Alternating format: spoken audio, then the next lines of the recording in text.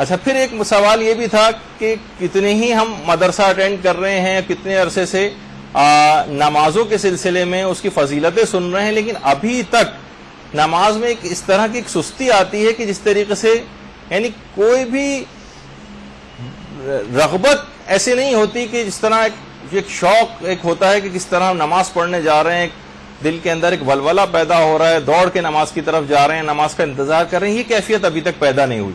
تو نماز میں جو سستی ہے اس کا کیا کیا جائے؟ تو دیکھیے اس کے لیے بھی یہ سوال آیت اللہ بہجت سے بھی پوچھا گیا تھا. ایک جوان نے کہا تھا کہ نماز پڑھنا میرے لیے بہت ہی مشکل کام ہے، آخری منٹوں میں بھی بہت ہی مشکل سے جاتا ہوں نماز پڑھنے کے لیے، اب میں کیا کروں؟ تو آیت اللہ بہجت نے جو نماز میں سستی کا علاج اس نوجوان کو بتایا. تو پہلا یہ 2 علاج بتائے، ویسے تو اور بھی بہت سارے لیکن کم سے کم 2 علاج. ایک تو فرمایا انہوں نے کہ قلل من شرب الماء، پانی کم سے کم پیا کرو. یہ بہت سے آ رہے افراد کو ہو سکتا ہے کہ آج کل کیونکہ میڈیکل سائنس آپ کو پتہ ہے کہ وہ بہت زیادہ ہم لوگ اسی کو زیادہ اوتھینٹک اور حجت سمجھتے ہیں، اگرچہ بہت سی روایات میں بھی زیادہ پانی پینے کی ممانعت ہے، لیکن یہ کہ بہرحال لوگ کہتے ہیں کہ بھئی اب زیادہ سے زیادہ پانی پینا چاہیے اور روزانہ اتنے گلاس تو ضرور ہی پانی پینا چاہیے. ہو سکتا ہے کچھ عرصے کی کیونکہ جتنی سائنس نے اپنے اندر تیزی کے ساتھ نظریات تبدیل کیے ہیں اور کسی بھی علم نے شاید اتنی تیزی سے تبدیل نہیں کی. تو بہرحال قلل من شرب الماء یعنی پانی کو کم سے کم پیو. بہت زیادہ پانی پینے سے بھی جو ہے وہ نماز میں سستی پیدا ہوتی ہے، کوئی نہ کوئی کنیکشن ہوگا کہ جس کی وجہ سے انہوں نے اس کو ذکر کیا ہے. دوسری چیز آیت اللہ بہجت نے اور فرمائی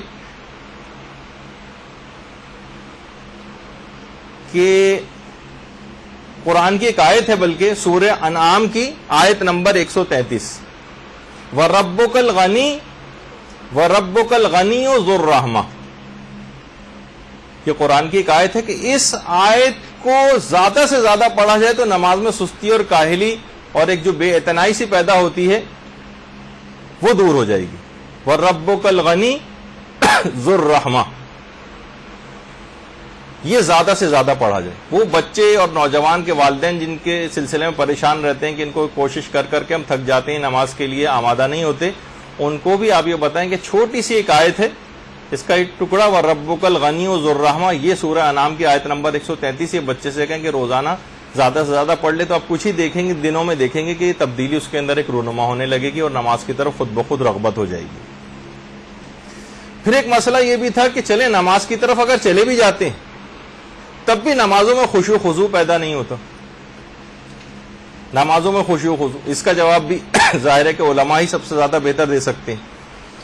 تو آیت اللہ بہجت نے اس کے بھی نمازوں میں خشوع خضوع کے لیے کیا کریں. ویسے جو بہت پرانا گروپ یہاں پہ بیٹھا ہوا ہے نماز میں خشوع خضوع کے 35-40 طریقوں کے اوپر ہماری کلاس ہو چکی ہے. بہت اگرچہ اس کو 7-8 سال ہو گئے کلاس کو، لیکن یہ کہ انشاءاللہ آپ لوگوں کے لیے ذرا نئے انداز سے دوبارہ وہ کلاس لینی ہوگی تاکہ سب کے لیے پھر فائدہ مند اور کارآمد ہو جائے. اس میں پریکٹیکل طریقے ہم ذکر کریں گے کہ نمازوں میں ہم خشوع خضوع کیسے پیدا کریں.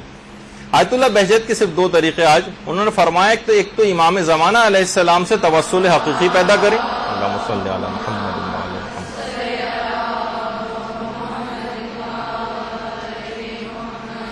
اور دوسرا یہ کہ نمازوں کو ان کے اول اوقات میں ادا کریں. پھر آپ خود دیکھیں گے کہ اگر آپ نے اس بات کا اہتمام کر لیا امام زمانہ سے توسل حقیقی کیسے پیدا کریں، خود ایک ذرا تفصیلی موضوع ہے جو انشاءاللہ 15 شعبان کے سلسلے میں جو امام زمانہ سے متعلق ہماری ایک نشست ہوگی اس میں اس بات کو ذکر کریں گے. اور نمازوں کو ان کے اول اوقات میں ادائیگی خود اس بات کا لازمہ بن جائے گی کہ آپ کا نمازوں میں خشوع خضوع خود بخود پیدا ہو جائے. یہ اس وقت ہوتا ہے کہ جب آپ نمازوں کو بہت زیادہ لیٹ کرتی ہیں، ڈیلے کرتی ہیں، کاموں پہ کام کرتی چلی جا رہی ہیں، اپنے گھریلو اور نماز کو پس پوش ڈال کر آخری اوقات تک پہ کھینچتی ہوئی لے جاتی ہیں، تب یہ ایسا ہوتا ہے. اگر اول وقت میں ادائیگی کا اہتمام ہو تو خود بخود خشوع خضوع پیدا ہو جائے گا. برحمتك يا أرحم الراحمين وصلى الله على محمد وآله الطاهرين.